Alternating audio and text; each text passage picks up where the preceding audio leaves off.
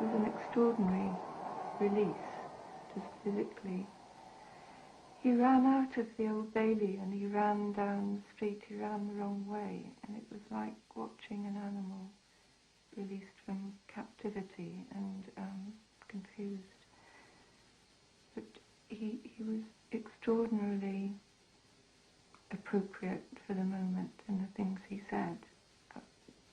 What he said was extraordinary to the cameras. You could have rehearsed yourself for a lifetime and not said things more appropriately. Gone to prison 15 years for something I didn't do. I didn't know anything about. Only innocent man. I watched my father die in a British prison for something he didn't do. He is innocent, and McGuire is innocent. I know what happened was a tragedy at Guildford, Woolwich, Birmingham. But you don't compound the tragedy by making other tragedies. How much bitterness is there in your heart? There's not a lot of bitterness in my heart. I feel bitter towards the judiciary, towards the police who framed me, fabricated evidence. But I've nothing but time and respect for all the English people who helped me. And there's been so many of them. This was the homecoming Gerard Conlon waited 15 years for. Surrounded by friends and neighbours, he opened his arms to meet his mother. Inside, yet more of the family, the nephews and nieces he's never been able to see. Half my life's gone, I'm never going to see my father again. Not a lot, I want that whole life. Simple things like seeing my nieces, seeing my sister, seeing my mother, who's been as much a prisoner these last 15 years, who's had it harder than me. Remarkable woman. As I say, being Irish in a British prison is like living in hell every single day. And the mad thing is, as well, what he said to me, what his last words were. Because he pulled the oxygen mask off. And this made it worse. Because he pulled the oxygen mask off and he said, I'm dying. He said, but don't be getting upset. Because my death is going to be instrumental in opening this case. And once it's opened, you'll get out. So what he said to me, if I don't die, you won't get out. More fucking guilt. You know? I should be like about 40 stone, the fucking guilt I'm carrying around. I should. I know I should be like one of these inflatable balloons. But I don't know where it goes, but I know that it's there. And I know it's only a short period of time before something brings it back and whoosh. And the other thing is, when my father died on the 23rd of January, 1980, a lot of people know that they stole his fucking body for 4 days. And it was found in an SAS base in Herefordshire. And that he had been cut from his throat to his navel. Nobody's given us explanations for why they took the body and why they performed an autopsy and fucking didn't tell us. And then tonight they fucking had. They're going, oh, we don't know where it is. It's in the morgue. What morgue? Hammersmith Hospital hadn't got it. The fucking prison hadn't got it. Who was the one who said, take the body to the fucking SAS base in Hereford? And why?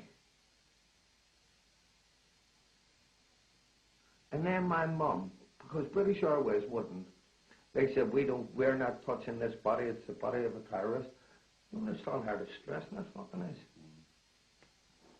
Had a flam to Dublin, picked up by Eddie Brown, a few undertakers from the Falls Road, stopped them at the fucking border. Took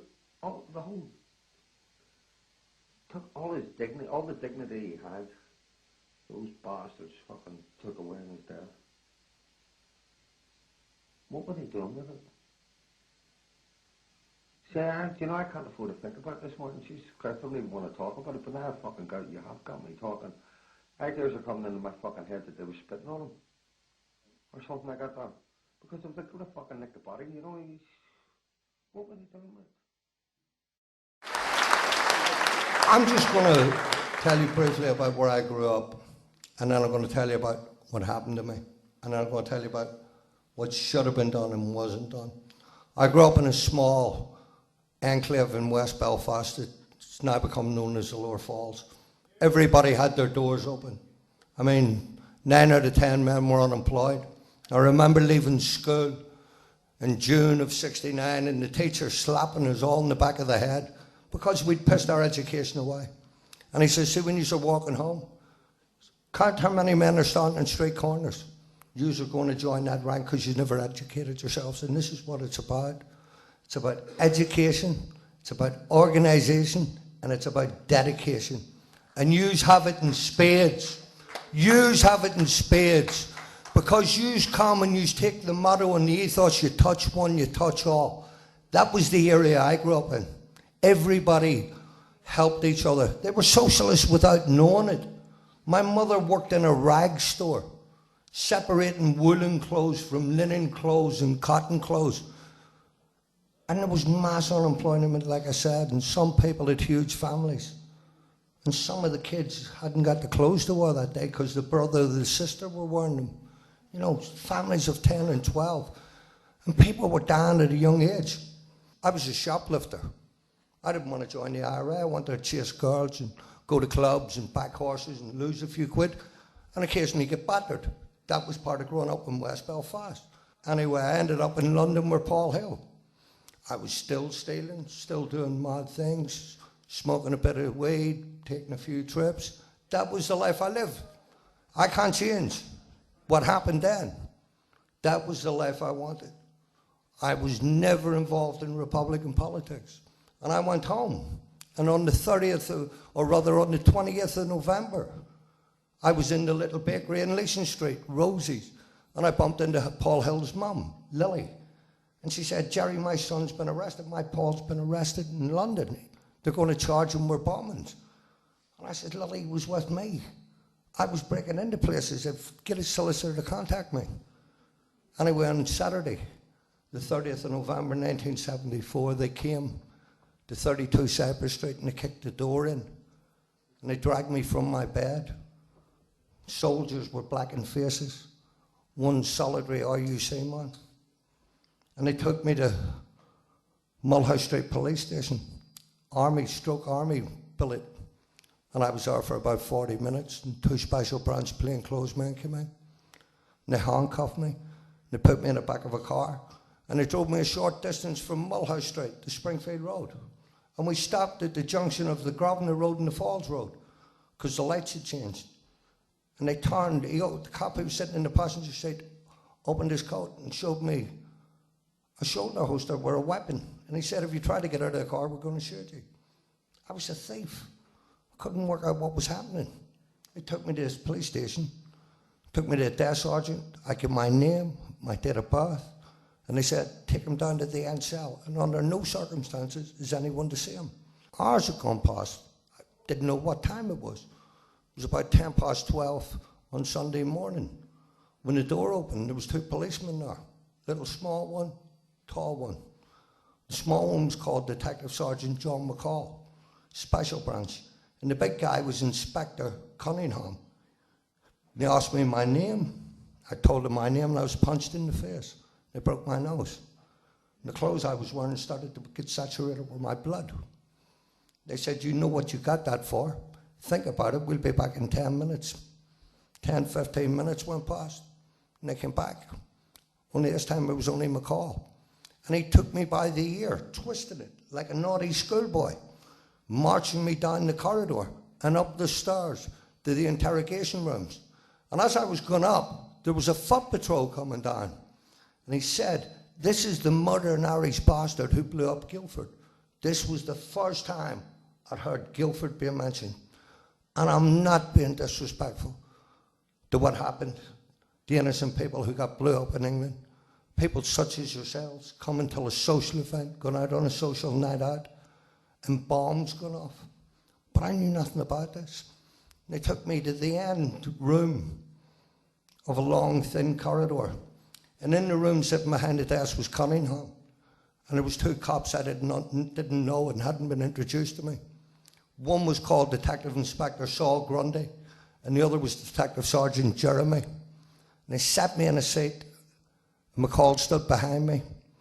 And they started asking me about IRA violence and IRA bombs and shooting. I knew nothing. I was a thief. And I said to them, I'm not in the IRA. I've never been in the IRA. The IRA wouldn't have somebody like me. And they started slapping me from behind, lifting me out of the chair by my hair.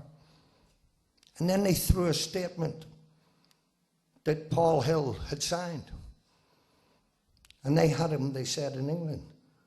And I read the statement. And as I say, I was a gambler, I was a drinker, I was a smoker, all the rest. And I didn't even know what day of the week the Guildford pub bombings had happened.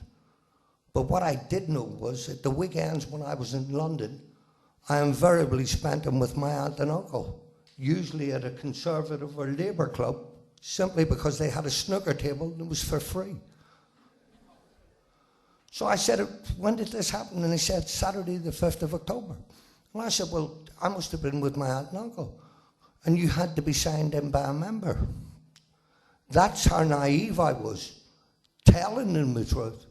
Because what they did was, they went to these two clubs and they stole the books. That's what they did. So anyway, I've read this statement that's been signed by Paul Hill. And they lifted me out of the chair by the hair and they stripped me naked. And they put me in the search position. And they would ask me questions. And when I couldn't answer them, because I didn't have the answers, they would kick my feet from under me and I would slide down and hit my chin on the floor. I'd be dragged up again by the hair.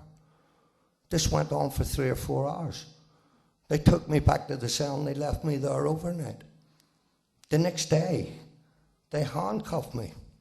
They put a hood over my head. They put a belt around the hood. They took me to an airport and they flew me to a foreign country. Today we call that rendition, and we relate to it to Guantanamo Bay. Rendition was state kidnapping back then, and that's what they did. They flew me to London on Sunday, the 1st of December 1974. When I was taken off the plane, they hooded me again, handcuffed me, put a belt around the hood, drove me to a police station that I now know was Addlestone. And when I arrived at the police station, they took me out of the car and there was a gauntlet of maybe 15, 20 policemen on each side. As I walked in, I was being spat upon, punched, kicked, called every name under the sun. My mother was called an Irish whore. My sisters were Irish whores. And the amount of hatred that was emanating from them towards me was terrifying. Absolutely terrifying. They stripped me naked.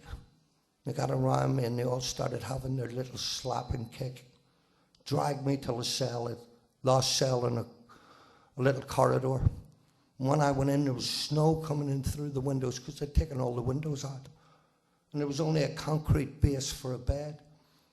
And I remember sitting there holding my knees naked, trying to make myself feel small.